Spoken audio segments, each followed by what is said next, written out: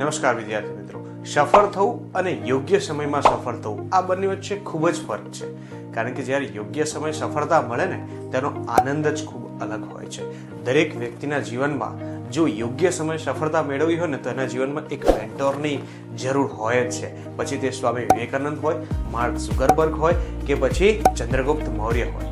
સ્વામી વિવેકાનંદને રામકૃષ્ણ પરમહંસ મળ્યા, mark ઝુકરબર્ગને Steve jobs મળ્યા, ચંદ્રગુપ્ત મૌર્યને ચાણક્ય મળ્યા. વિદ્યાર્થી મિત્રો, સ્પર્ધાત્મક પરીક્ષાની તૈયારીમાં જો આવું જ યોગ્ય માર્ગદર્શન મળી રહે તો વિદ્યાર્થીઓ ટૂંક સમયમાં ખૂબ જ સારી સફળતા મેળવી રહે છે.